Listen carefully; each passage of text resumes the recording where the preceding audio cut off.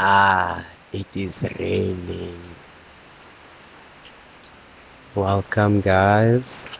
We are just going to be enjoying this lovely Sunday afternoon, and I just wanted to kind of also reflect a bit upon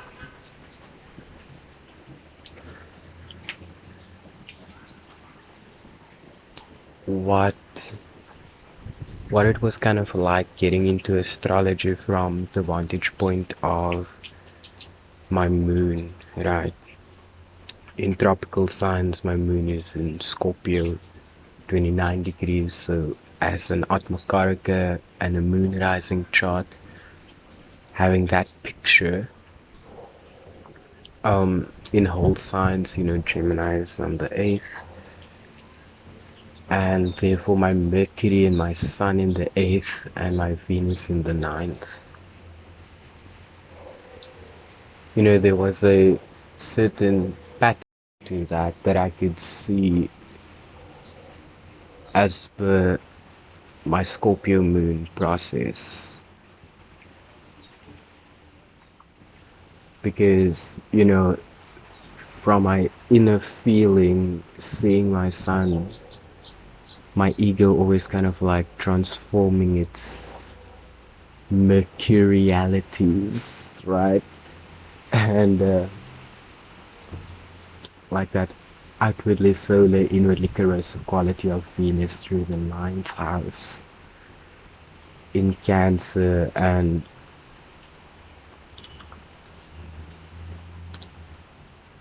comment down below if anybody has like an aspect like that, because what I feel like it's kind of like done for me, it's like it really made me see my own rejection and how it was kind of like processed by people, and like um I could kind of like see it go either into a descent of matter or into a rise of spirit, if that makes sense. So it just made me very aware of like the different roles and faces and tones of voice, and finding out through mastering the zodiac, the Libra moon of it all, and the Gemini Punarvasu Venus of it all, and how I was trying to be um Jupiterian in many ways, but I felt divided about that also, because there was a mercurial element to it as well. There was an Ardra element to it. There was a Mrigashira element to it. However you want to like place my placements, like I felt those things going through the whole process of it, right? Not like that I went through the whole process, but like, you know what I mean? You felt every one of these archetypes kind of like awaken at one point in the wheels of time in your cycles. So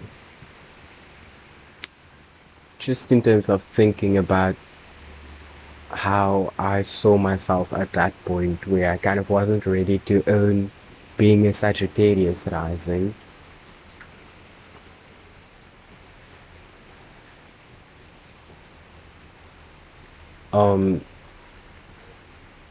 Even if my Pluto was in Sagittarius, and Sagittarius was mostly my first house, because the 29-degree starting point for my ascendant in Scorpio would have put most of Sagittarius in my first house.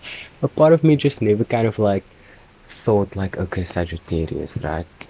There was just this over-identification with like Scorpio Moon energy, because I was like, aha, finally, told me, it told me why I'm not just this Gemini. But finding my equally at opposite, I see in the Sagittarian expression through all the Plutonian transformative processes, right? that I was unconscious of happening, and when I became conscious of it more and more, I could like see it as serendipity or syncretism or luck or whatever the Sagittarian Pluto would bring together in terms of the Jupiterian and the earthly as opposite to the Mercurial and the Venusian.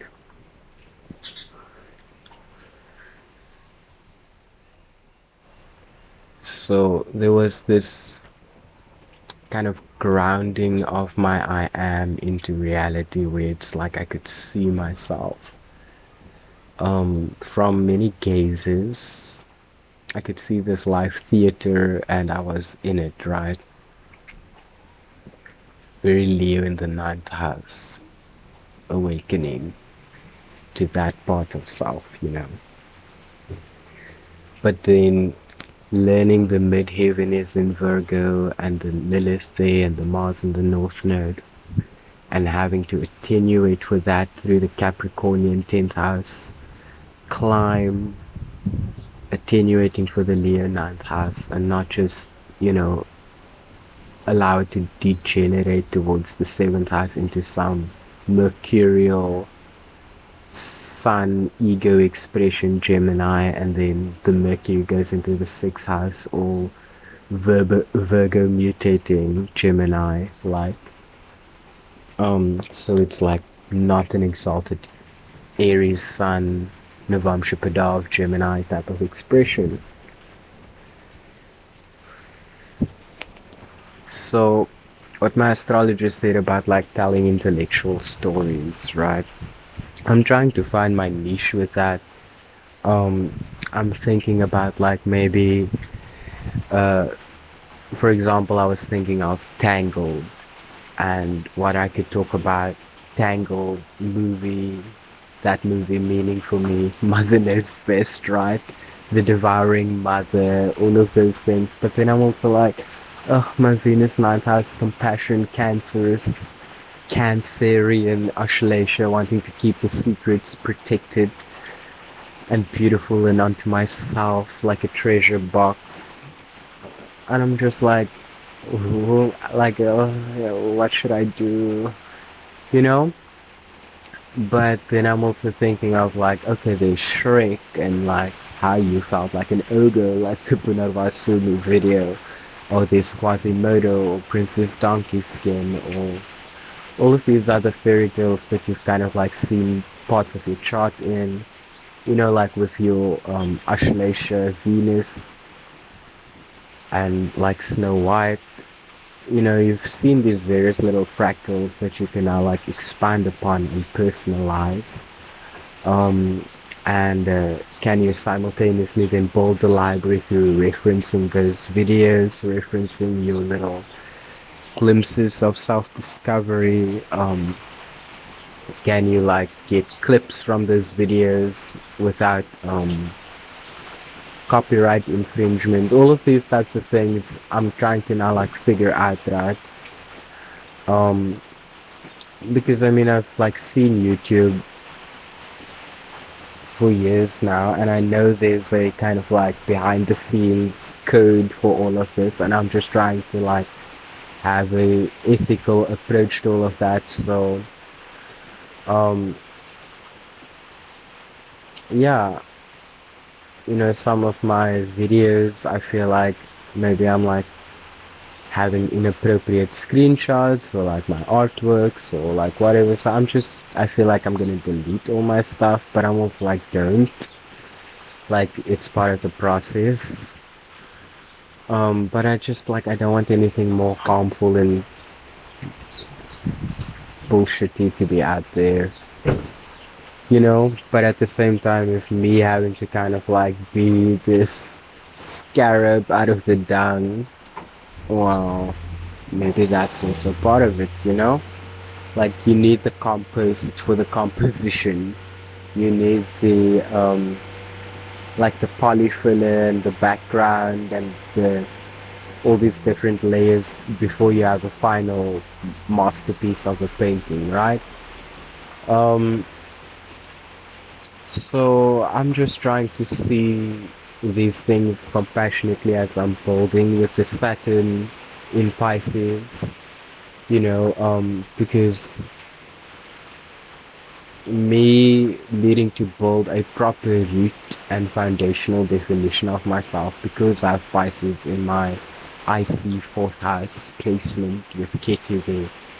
There's just this point where I can just absorb so many perspectives that it's like, well, I'm all of that and I'm none of that, so I'm not me and I'm the actor and I'm just here playing this role. And I really want to like get kind of like Mars North Node Virgo about bringing that perspective towards like my life's work. And it's not about changing who you are, it's about working with what you have and learning to create the avenues for your connections to grow what you have. It's not like people say, my astrologer also said like the second house is usually a shortcut with saying it codes for money or material wealth, but it's the acquisition of pleasure. And I have Capricorn with Neptune there, so I want this like spiritual grounding in my sensations. And I just wanted to like be